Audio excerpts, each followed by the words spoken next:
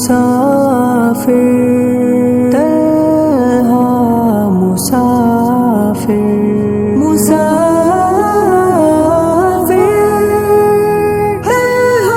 तन्हा मुसाफिर।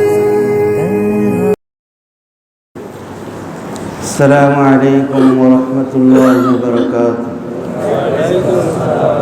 إن الحمد لله نحمده ونستعينه ونستغفره ونؤمن به ونتوكل عليه ونعوذ بالله من شرور أنفسنا ومن سيئات أعمالنا من يهد الله فلا مضل له ومن يضلل فلا هادي له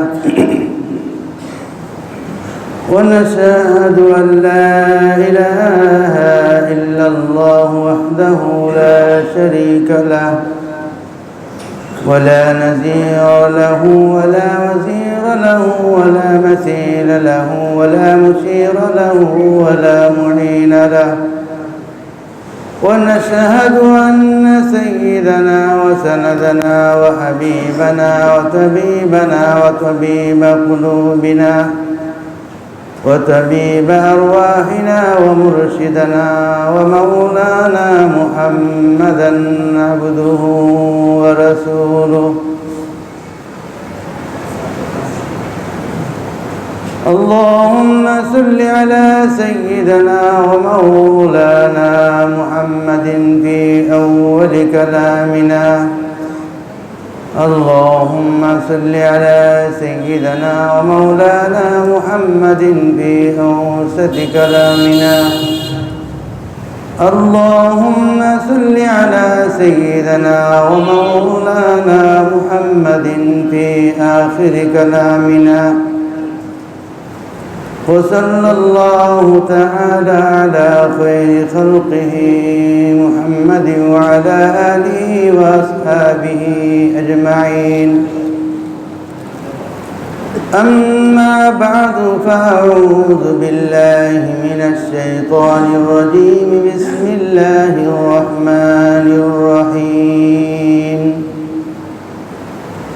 أتدعون بعلا وتذرون أحسن الخالقين. صدق الله مولانا العظيم. وعن أبي هريرة رضي الله تعالى عنه أنه قال قال رسول الله صلى الله عليه وسلم: أصدق كلمة قالها شاعر كلمة لبيد ألا كل شيء ما خلا الله باطل، أو كما قال عليه الصلاة والسلام. উপস্থিত ওয়াজিবুল ইহতারাম मोहतरम हाजिरीन, हजरात मुसल्लियाने कराम, अल्लाह रब्बुल आलमीन लाख कोटी शुक्रिया। अल्लाह रब्बुल आलमीन आमादेरके এই পবিত্র দিনে এই ফিতনা ফাসাদের জামানায় আল্লাহ রব্বুল আলমিনের মহান হুকুম জুমার নামাজ আদায়ের উদ্দেশ্যে আল্লাহর ঘর মসজিদে উপস্থিত হয়ে দিনে কিছু আলোচনা করা এবং শুনবার আল্লাহ পাক আমাদেরকে তৌফিক দান করেছেন। এই জন্য সকলেই অন্তরের অন্তঃস্থল থেকে শুকর আদায় করি, আলহামদুলিল্লাহ। আমি আপনাদের সামনে সূরা সাফফাত থেকে একটি আয়াত পড়েছি, ছোট্ট আয়াত। তিরমিজি শরীফের একটি হাদিস আমি পড়েছি, যে আয়াত এবং হাদিস যার আলোচনা বর্তমান সময়ে অনেক প্রাসঙ্গিক এবং অনেক মিল। আমরা এমন একটি সময়ের মধ্য দিয়ে এমন একটি সময় আমরা পাড়ি দিয়ে যাচ্ছি যে ফিতনা এবং ফাসাদ চতুর্দিক থেকে আমাদেরকে বেষ্টন করে আছে।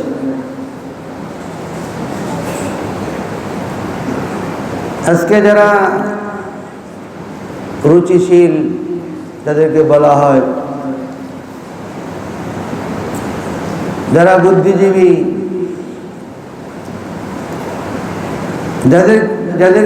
যাদের কথার দিকে জাতি তাকিয়ে থাকে, যাদের কথা মানুষ শোনার জন্য অপেক্ষায় থাকে, সময়ে সময়ে তাদের মুখ দিয়েও এমন কথা বের হয় যে কথায় উম্মাহ, বিশেষ করে মুসলিম উম্মাহ হতাশ। মুসলিম উম্মাহ যেটা তাদের কাছ থেকে, তাদের সেই বক্তব্য থেকে কাঙ্ক্ষিত না, যেটার জন্য প্রস্তুত না, যার ফলে আমাদেরকেও একটা ভূমিকা রাখতে হয়। ভয়ের ঊর্ধ্বে উঠে সত্যকে জাতির সামনে উন্মোচন করা, সেটা আমাদের এই মেম্বারগুলোর গুরু দায়িত্ব। আজকে আমরা একটা চরম অবস্থানে উপনীত। দেশ পরিবর্তনের সময়, এই পরিবর্তনের মাঝামাঝি একটা সময়ের ভিতরে এমন কোনো দিন নাই, সপ্তাহ নাই, মাস নাই যে নতুন কিছু আমাদের সামনে আবির্ভূত হয় না। যারা ঘুমটা দিয়ে পড়েছিল, যারা লোক চক্ষুর অন্তরালে মানুষের আলোচনার বাইরে ছিল, কোনোদিন সাহস দেখায়নি, তারাও আজকে বীর দর্পে সাহস দেখাতে শুরু করছে। এবং এক শ্রেণীর বুদ্ধিজীবী তারা সেগুলোকে সমর্থন দিয়ে যাচ্ছে, সেখানে আমার ঈমান থাকুক বা না থাকুক। হযরত মুহাম্মদুর রাসূলুল্লাহ সাল্লাল্লাহু আলাইহি ওয়াসাল্লাম বাস্তব জিনিস, যেটা বাস্তব সত্য, সেটা যদি জমানায় জাহেলিয়াতের হয়ে থাকে, সেটাকে উল্লেখ করা, তুলে ধরা হুজুর সাল্লাল্লাহু আলাইহি ওয়াসাল্লাম কখনো কার্পণ্য করেননি। আমি যে হাদিসটা আপনাদের সামনে পড়েছি, সেই হাদিসটা এরকম যে জাহিলি যুগের একটা কথা হুজুর সাল্লাল্লাহু আলাইহি ওয়াসাল্লামের জবান দিয়ে বের হওয়ার কারণে এটা হাদিস। عن أبي هريرة رضي الله تعالى عنه أنه قال قال رسول الله صلى الله عليه وسلم أصدق كلمة قالها شاعر كلمة نبيد। হযরত আবু হুরায়রা রাদিয়াল্লাহু তাআলা আনহু থেকে বর্ণিত, হযরত রাসূল পাক সাল্লাল্লাহু আলাইহি ওয়াসাল্লাম ইরশাদ করেছেন, আসদাকু কালিমাতিন, সত্য কথা, মহাসত্য কথা, কালাহা শাইরুন, যে সত্য কথাটা একজন কবি বলেছেন, কালিমাতুল লাবিদিন,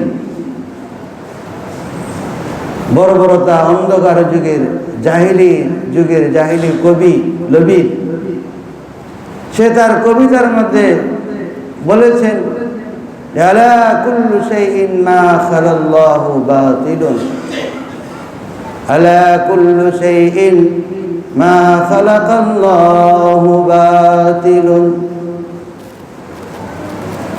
আল্লাহ ছাড়া আল্লাহ তাআলা ছাড়া যত কিছু আছে সব কিছুর ধ্বংস হবে, সব ধ্বংস হয়ে যাবে। একমাত্র আল্লাহর জাত, একমাত্র আল্লাহর সত্তা, সে জাহিলি কবি হয়েও মা খালাল্লাহু, যে আল্লাহ ছাড়া যত মাখলুক আছে সমস্ত মাখলুক বাতিল ধ্বংস হবে, একমাত্র আল্লাহর জাতের কোনো বিনাশ হবে না।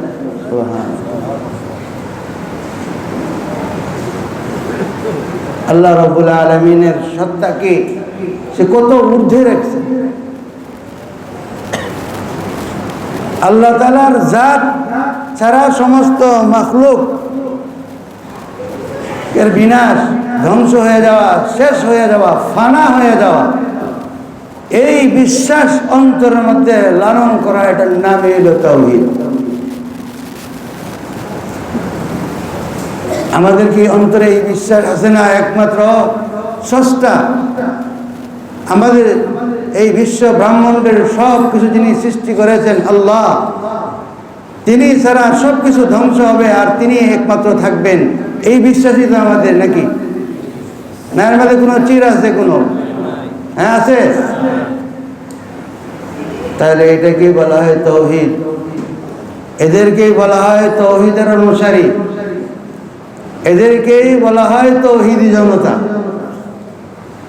এদেরকে কি বলা হয়? তাওহীদি জনতা। কিন্তু তাওহীদি জনতা নিয়ে টল হয়, তো বোঝা গেল সে তাওহীদের উপরে সে বিশ্বাসী না। যে তাওহীদি জনতার উপরে টল করে তার ঈমান তার নাই, সে মুসলমানদের কাতারে একত্ববাদের মধ্যে সে শামিল না। এটা বুঝতে হবে, আমাদেরকে চিনতে হবে। কারণ আপনি আমাদের সামনে যত মিডিয়া আছে সমস্ত মিডিয়াগুলো এই তাওহীদি জনতা, এটা কারা? এরা আবার কারা? আমার সংজ্ঞা যদি আমরা বুঝে থাকি, বুঝতে পারেন, তাহলে আমরা সবাই হইলাম কি? তাওহীদি জনতা। আমরা সবাই কি? তাওহীদি জনতা। আমরা বাদে যে এই বিশ্বাসে যারা বিশ্বাসী না তারা তাওহীদি জনতা না। তারা আল্লাহকে, যারা আল্লাহকে বিশ্বাস করে না, আল্লাহ জানি চিরন্তন, এই বিশ্বাসে যারা বিশ্বাসী তারা তাওহীদি জনতা নয়। তাহলে যারা এই তাওহীদি জনতার নামে যারা টল করে, এরা বোঝা গেল এরা এক আল্লাহকে তারা বিশ্বাসী না, বহু ঈশ্বরে তারা, বহু খুদায়, বহু প্রভুতে তারা বিশ্বাসী। এরা তাওহীদি জনতার, ইসলামের ও মুসলমানদের বাইরে। হযরত ইলিয়াস আলাইহিস সালাতু ওয়াস সালাম নামে একজন নবী ছিলেন। হযরত ইলিয়াস আলাইহিস সালাতু ওয়াস সালাম নামে একজন নবী ছিলেন। আলা তাত্তাকুন, তার কওমকে বলতেছেন আলা তাত্তাকুন, এই তোমরা কি আল্লাহকে ভয় করবে না? কিসের ভয় করব? কেন? যে হযরত ইলিয়াস আলাইহিস সালাতু ওয়াস সালামের যে কওম এই একত্ববাদকে তারা ছেড়ে দিয়েছে, এক আল্লাহকে স্বীকৃতি স্বীকার করা রেখে ছেড়ে দিয়েছে, আল্লাহর সঙ্গে গায়রুল্লাহকে শরীক করা শুরু করেছে, এক দেবতাকে তারা উপাসনা করা শুরু করছে। আতাদউনা বা'লাহু ওয়া তাদরুনা আহসানাল খালিকিন। আতাদউনা বা'লান, তোমরা কি বালের পূজা করবে? তোমরা কি বালের ইবাদত করবে?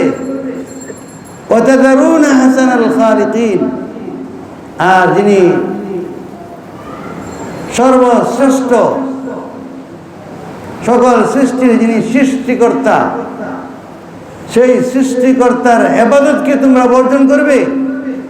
সেই সৃষ্টিকর্তাকে তোমরা বর্জন করবে?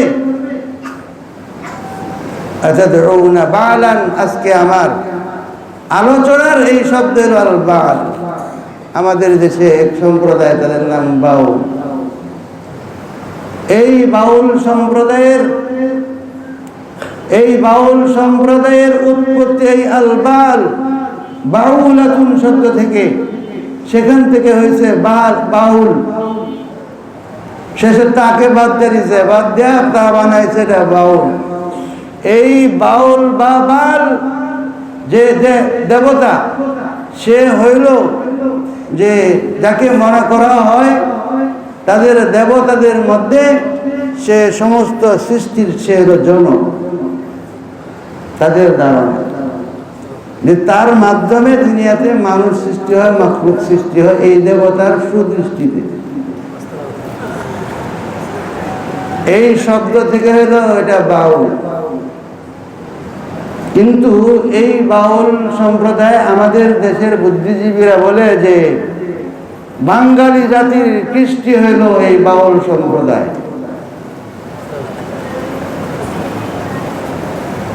তাহলে এটা কি বাঙালি জাতির কৃষ্টি না ওই জাহিরি যুগের যে নবীর আদর্শকে ছেড়ে, একত্ববাদকে ছেড়ে যে মূর্তি পূজা শিরিকের মধ্যে যারা লিপ্ত ছিল, ওই শিরকি পূজার লিপ্ত যারা ছিল তাদের অনুসারী। এটা বাঙালি জাতির কৃষ্টি না, এটা শুধু ইয়ামান থেকে এই দেশে আসছে। এটা আবিষ্কৃত সেখান থেকে। এই জন্য বাউল সম্প্রদায়ের তাদের ধর্ম কি, তাদের ধর্ম কোনটা, আপনি যত বই আছে, যত বই পুস্তক আছে আপনি খুঁজে পাইবেন। এরা মুসলমান না হিন্দু না খ্রিস্টান না বৌদ্ধ আপনি পাওয়া মুশকিল। যেমন আমাদের দেশে লালন শাহ আছে, লালন শাহকে এই কথা কেউ বলতে পারে না, এখনো প্রমাণ দিতে পারবে না সে কি আসল মুসলমান না হিন্দু না খ্রিস্টান না বৌদ্ধ।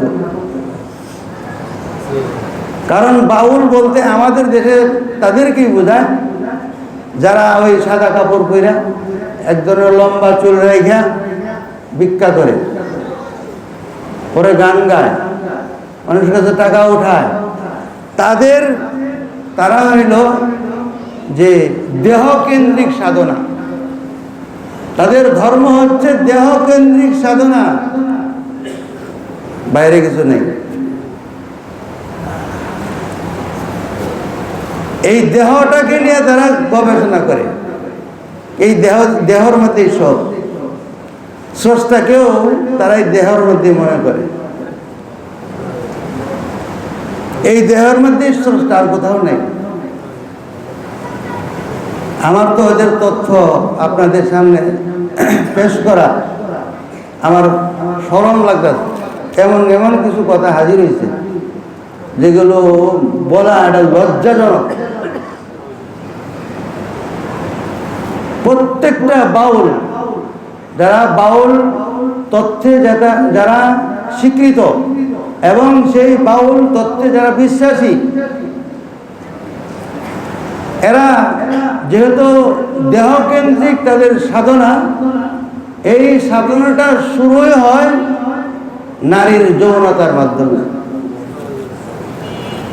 আপনারা যদি আমার কথা বিশ্বাস না হয়, ডক্টর আনোয়ার হোসেন লালন একাডেমি যিনি প্রতিষ্ঠাতা, ওই একাডেমি থেকে অনেক বই বের হয়েছে, এগুলি আমরা পড়তে পারব।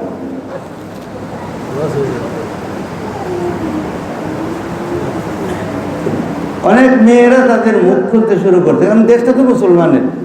মানুষ আবেগের তাড়নায় ওই বাউল সঙ্গীতের প্রতি আকৃষ্ট হইয়া তারা শিখতে যায়।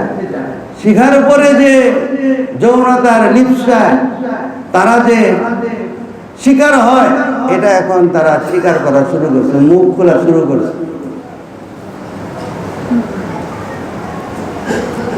মুখ খোলা শুরু করছে। শুধু এইটাই না, তারা যখন ওই কাজের মধ্যে লিপ্ত হয়, লিপ্ত হওয়ার পরে তাদের যখন অর্গাজম হয়, তখন বলে যে সৃষ্টিকর্তা তাদের ভিতরে এসে উপস্থিত হয়ে গেছে। এই হলো বাউল সম্প্রদায়। সৃষ্টিকর্তা তাদের ভিতরে চলে আসছে। এত নাপাক, এত অপবিত্র, এত ভ্রান্ত, এই জন্য তাদের ধর্ম খুঁজে পাইবেন। এই বাউলদের মধ্যে আপনি দেখবেন যে মুসলিম সম্প্রদায়ের লোক আছে, বিশেষ করে এদের সবচেয়ে বড় সমর্থন এবং সমর্থক এবং সমর্থনকারী হলো হিন্দু এবং যারা আমাদের দেশের সুশীল বাম,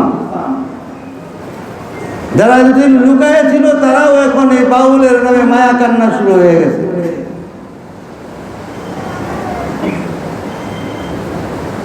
তাদের মায়া কান্না শুরু হয়ে গেছে।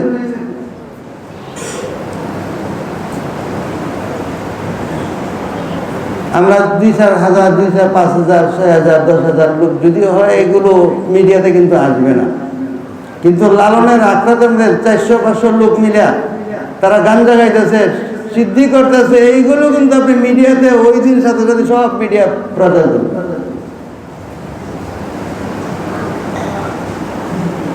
যারা গাঁজাখোর, যারা ওই দেহ কেন্দ্রিক যে সাধনা তারা লিপ্ত, আপনারা আরো সহজ রাস্তা আমি দেখাই দিই, সত্য বলবো না, বলা সময় নেই। সুনীল গঙ্গোপাধ্যায়, তার একটা বই আছে মনের মানুষ, শুনছেন? শোনেন নাই? মনের মানুষ এই দেশে কি বলে এটা সিনেমা হয়েছে, এটার নাম শুনছেন? এটা শুনেন নাই? যাই হোক, না শুনলে ভালো, না দেখলে তো আরো ভালো। মনের মানুষ নামে এই দেশে একটা সিনেমা বেরিয়েছিল, যেটা যৌথ পরিচালনায় পশ্চিম বাংলা এবং এই বাংলা, এই বাংলার কি একটা চ্যানেল, ফরিদুর রেজা সাগর তার নাম, চ্যানেল আই, হ্যাঁ চ্যানেল আয়ের ফরিদুর রেজা সাগর এবং ভারতের একজন চলচ্চিত্রকার এই যৌথ উদ্যোগে এই বই বের করছে, ছবি ফিল্ম। যেটা কারা দেখছে জানেন? প্রথম দেখানো হয়েছে তৎকালীন যুগের ভারতের প্রধানমন্ত্রী মনমোহন সিং, তাকে দেখানো হয়েছে। প্রেসিডেন্টের নাম প্রতিভা পাতিল, নাম শুনছেন? নাম শুনছেন নাই? হ্যাঁ, মনমোহন সিং এবং এই প্রতিভা পাতিলকে দেখানো হয়েছে আগে। আমাদের দেশের মহামান্য সাবেক রাষ্ট্রপতি আব্দুল হামিদ সাহেব, ওনাকেও দেখানো হয়েছে।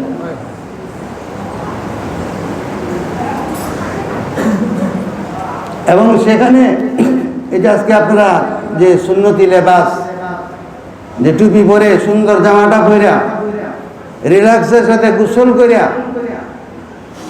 ফ্রেশ মনে যেভাবে মসজিদে এসছেন, ওই মনের মানুষ এই ছবির মধ্যে আপনি আমাকে কটাক্ষ করা হয়েছে, সেখানে কটাক্ষ করা হয়েছে। এবং সেখানে এই বাউল তথ্যের উপরে আমাদের লালন শাহীকে, যে একসময় বলা হয়তো লালনের আখড়া, এখন বলে লালনের মাজার। আখড়াটা একটু খারাপ শোনা যায়, এই জন্য যখন গাঁজা খাওয়া হয়, মাজার হইলে এটা পবিত্র হয়ে যায়। আমাদেরও দেশে 1986 সালে লালনের উপরে থিসিস করার জন্য একটা কমিটি হয়েছে, ইসলামী বিশ্ববিদ্যালয়ের একজন ডক্টরকে দিয়া। তখন সেখানে লালনের ধর্মকেও খুঁজে পাওয়া গেছে, যেটা মনের মানুষ এই বইয়ের মধ্যে আছে, লা ইলাহা ইল্লাল্লাহ লালন রাসূলুল্লাহ।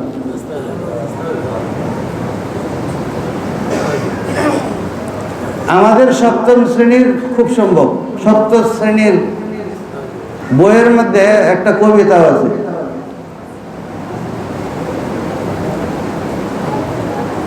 একটা কবিতা সেখানে আছে, সময় গেলে সাধন হবে না। বুঝেন? এটার ব্যাখ্যা এত খারাপ, বলতে মনে চায় না, তবে ইশারা দেয় একটু দিয়া দেই। যেটা তো মনে করে যে এই সাধারণ মানুষ লালনদের এই কথাগুলো যে আসলে ওরা বলে একটা উদ্দেশ্য আরেকটা, সবচেয়ে বড় খারাপ দিক হলো এরা বলে একটা উদ্দেশ্য হলো আরেকটা। এইটা হলো লালনদের সবচেয়ে বড় যে মানুষ বিভ্রান্তি করে এই জায়গায়। তো ভালো জিনিস, আপনি যৌবনে যদি আবাদত না করেন, বার্ধক্যে পৌঁছে যান, যদি এই ব্যাখ্যা করে দেন ঠিকই আছে, সময় গেলে সাধন হবে না। সুন্দর না? কিন্তু ডক্টর আনোয়ার হোসেন তার বইয়ের মধ্যে 583 নম্বর পৃষ্ঠার মধ্যে সে লিখছে, এটার অর্থ হইল মেয়েদের যখন শরীর খারাপ থাকে এর আগেতেই যদি নিজের উদ্দেশ্যকে পড়া না করে সাধন হবে না। বুঝলেন কি কইছি? যে বাউল তারা হইল ওই যৌনতা, তাদের সাধনের মধ্যে যৌনতা হলো সবচেয়ে আগে। সময় গেলে সাধন হবে না।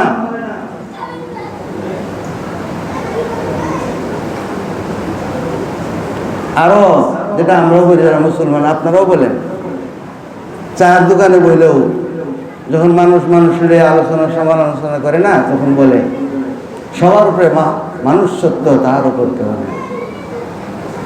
কয় না কথাটা? সবার উপরে মানুষ সত্য, তার উপর কেউ নাই। এই বিশ্বাসটা শিরকি আকীদা, কুফরি আকীদা। মানুষের উপরে কেউ আছে না নাই? কে আছে? সে কি বলে? সবার উপরে মানুষ সত্য, তার উপরে কেউ নাই। এটা হলো শিরকি আকীদা ভাই। কোথায় লুকায় রয়েছে? কোথায় লুকায় রয়েছে?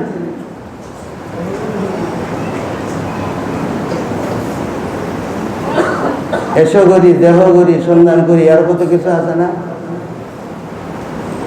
শব্দগুলো শুধু শোনা যায়, ভাবার্থগুলো সাংঘাতিক খারাপ। ভাবার্থগুলো সাংঘাতিক খারাপ।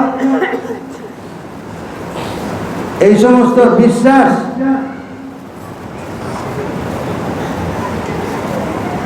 এই যে আমাদের যে বাউল ধরল, এই ধরার জন্য সরকারকে সাধুবাদ জানাই। যেহেতু তখন আমরা জানতাম না, গ্রেফতার করার পরে না একজনে মামলা করছে, তারপরে মামলা করার পরে যে গ্রেফতার করছে, তারপরে না আমরা জানতে পারি, এর আগে জানি না। এরপরে না আমরা জানতে পারছি, এর আগে তো আমরা জানতাম না। কিন্তু এই গ্রেফতার করার পরে দিয়ে আমাদের অনেক লোকজন যারা বুদ্ধিজীবী, তাদের মধ্যে একজন ফরহাদ মাজার, তার বউ এন্টারিমে আছে, এলজিবিতে বিশ্বাসী। সে বলে যে ওই যে বাবুল সরকারকে তো গ্রেফতার করে না, আমাকে গ্রেফতার করছে। তাদের নামাজ কালাম লাগে না, এদের কোনো নামাজ নাই, এদের ধর্মই তো পাইবেন, ধর্মই তো আপনি ঠিক করতে পারতেছেন এরা কি মুসলিম নাকি। লালনের বই পড়লে বা লালনকে নিয়ে যারা গবেষণা করে, ওই গবেষকদের গবেষণার বই পড়লে সিদ্ধান্ত পৌঁছা যায় না, কারণ তার প্রতিটি কথার মধ্যে যেগুলো দেখায় সামনে দেয়া, কিন্তু মর্ম আর একটা, এটাকে আরবি ভাষা হলো ইস্তেআরা বলে, একটা উদ্দেশ্য আরেকটা। ওই ইস্তেআরা শব্দকে তারা ব্যবহার করে। কিন্তু আমাদের দেশে এরা মুসলিম হিসেবে পরিচিত, মুসলমান হিসেবে এরা পরিচিত, মুসলিম স্বীকৃতি তারা নিয়ে আছে। আল্লাহকে নিয়ে এত বড় যে বেয়াদবি করলো, গুস্তাখি করলো, যে এই দেশে সম্ভব, এটা আমরা মনে করতাম না। আমার মুখে এটা আসবে না যে মানুষের মাথা এবং মুখ ঠিক নাই, এটা কি কয় এটা আপনারা জানেন। তারপরে এইটাই ওই বাউলরা বলছে যে মাথা আর এই যে আর মুখ এইটা যার নাই, হ্যাঁ, বা এক একবার এক এক কথা বলে যে আউয়ালু মা খালাকাল্লাহু নূরি। হাদিস দেখো, যদি কইতে পারে না যে আল্লাহ তাআলা প্রথম সৃষ্টি করছেন নূর, পরে আবার কয় আল্লাহ প্রথম সৃষ্টি হইল এশ প্রেম, এরপরে কয় আল্লাহর প্রথম সৃষ্টি হইল আরশ। হ্যাঁ, যে আল্লাহ প্রথম সৃষ্টি করছে আরশকে, এই যে পরে কয় যে আল্লাহর মুখ কয়টা?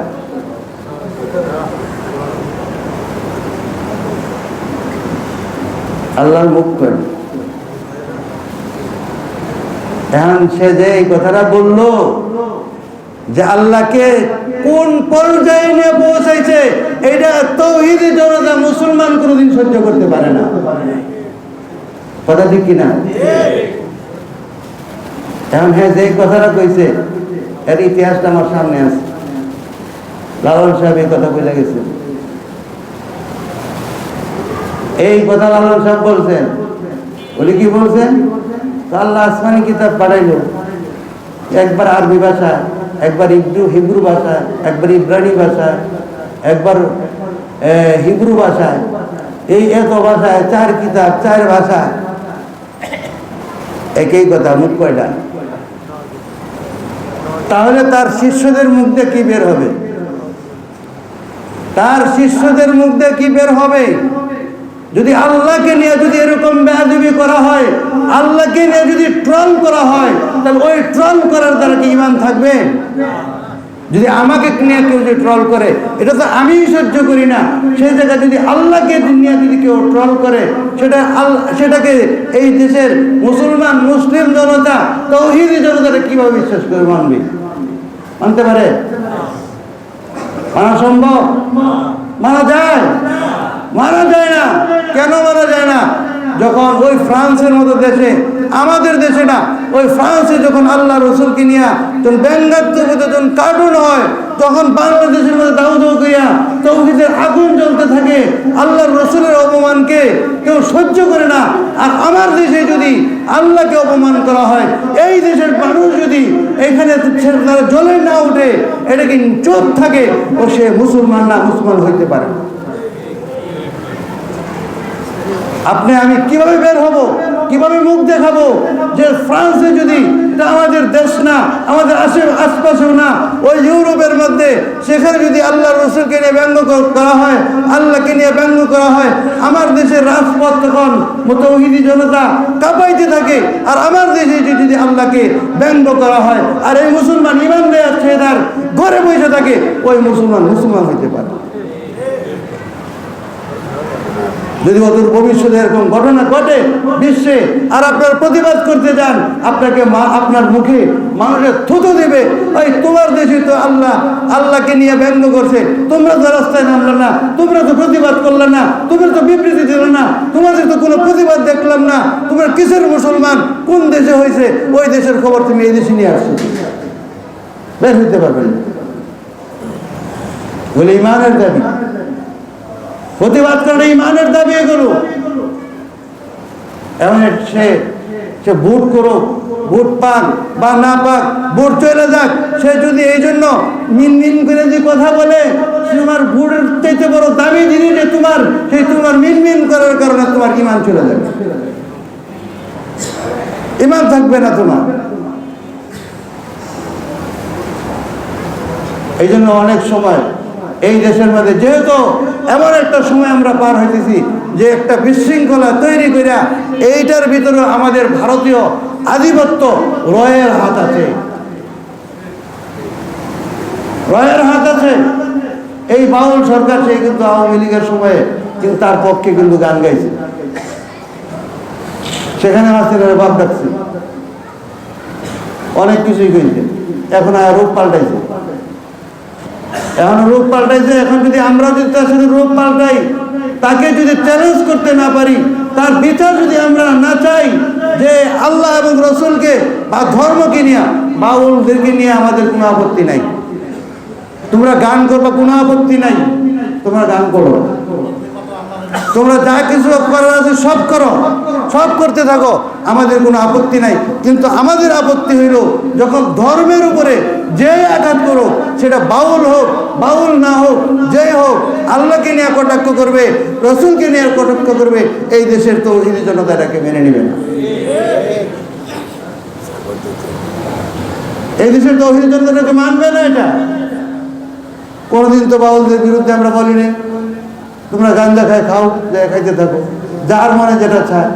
কিন্তু আজকে কোন জায়গায় হাত দিলা?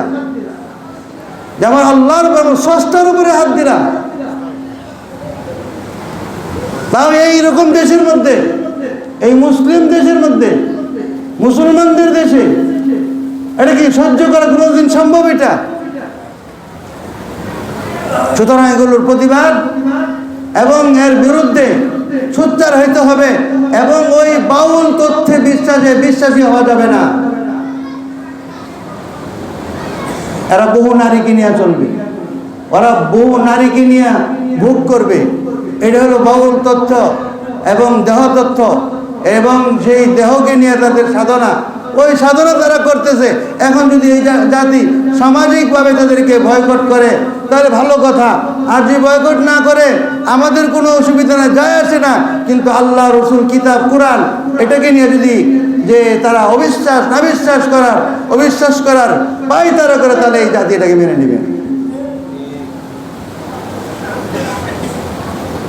কারণ যে লালন সাহেব বললো যে কোরআন, ওই জাবুর, ওই তওরাত, এই ইনজিল, এত ভাষায় এত কিতাবকে বোঝা গেল কোরআনকে বিশ্বাস করে। আতাদউনা বা'লান ওয়া তাদারুনা আহসানাল খালিকিন। এই বাউলের ইবাদত করো তোমরা, ওয়া তাদারুনা আহসানাল খালিকিন, যিনি আসল স্রষ্টা, সর্বশ্রেষ্ঠ স্রষ্টা, সেই স্রষ্টাকে তোমরা পরিত্যাগ করো। এই জন্য চিন্তা ভাবনা করে কথা বলবেন। আমাদের দেশের অনেক রাজনীতির নেতারা বলতে এগুলো বিশ্বাস করবেন না, যে বাক স্বাধীনতা, সবারই একটা বাক স্বাধীনতা থাকার কথা। আরে ভাই, বাক স্বাধীনতা কাকে বলে বুঝতে হবে। এটা ওই ব্যাখ্যার তো আমার এখন সময় নাই। বাক স্বাধীনতার অর্থ এটা না যে আপনি এমন কথা বলবেন যে বললে আপনি সমাজের ভিতরে অশান্তি সৃষ্টি করে দিবেন। বাক স্বাধীনতা এটা না আপনি কোরআনের বিরুদ্ধে কথা বলবেন। বাক স্বাধীনতা এটা না আপনি আল্লাহর বিরুদ্ধে বলবেন। বাক স্বাধীনতার অর্থ এটা না আপনার রসুলের বিরুদ্ধে কথা বলবেন। এক আল্লাহকে বিশ্বাস করতে হবে। আপনাদের কাজ আপনারা করেন, আমাদের কোনো আপত্তি নাই, বাধা নেই। কিন্তু আমাদের আল্লাহকে নিয়ে যদি কেউ কথা বলে, এটা আমরা কোনোভাবেই মেনে নিতে পারি না, মানতে পারি না, এবং মানব না। যদি আধিপত্যবাদ ভারতের রয়ের যদি চক্রান্ত হয়ে থাকে, ষড়যন্ত্র হয়ে থাকে, তাহলে তো এটা আমাদের কাছে দিবালোকের মধ্যে স্পষ্ট। কোনোভাবেই এটাকে সমর্থন করা যায় না, করা যাবে না। এখন কথা হইল, তৌহিদি জনতা নিজের হাতে বিচার কেন তুলায় না?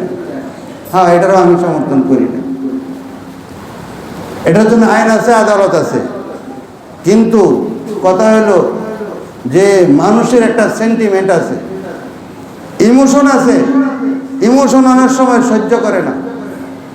ঘরের বই যদি কি করে উল্টা পাল্টা কথা থাপ্পড় লাগায় দেয়, তার ওই বেড়া তো ঘরের বউ না, তার তো কোনো আমার উপরে কোনো অবদান নাই। ওখানে তো মানুষের সেন্স ঠিক থাকে না, যদিও ঠিক রাখা উচিত। যার কারণে লাত্তি মারে বাড়ির মধ্যে ফেলাই দিচ্ছে, যে মারে ফেলাইছে কি তৈরি, লাত্তি মারে ফেলাইছে পরে তাদের সমর্থন নিয়ে এখন আমাদেরই ছেলে মেয়েরা ইউনিভার্সিটিতে পড়াশোনা করে, এদের পক্ষ নিয়ে তারা মিটিং করে।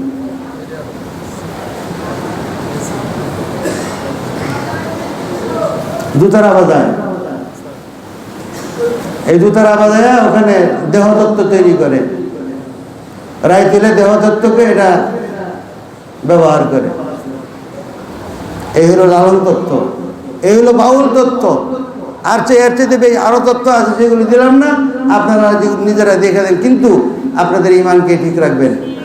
আর এই ভারতীয় আধিপত্য রয়ের যদি চক্রান্ত হয়ে থাকে, এই জন্য গত পরশু দিনের আগের দিন এই যে আমাদের প্রসিদ্ধ সম্পাদক মাহমুদুর রহমান, তিনি একটা কথা বলছে যে আপনারা ভোট দিবেন, সবাই ভোট দিবেন।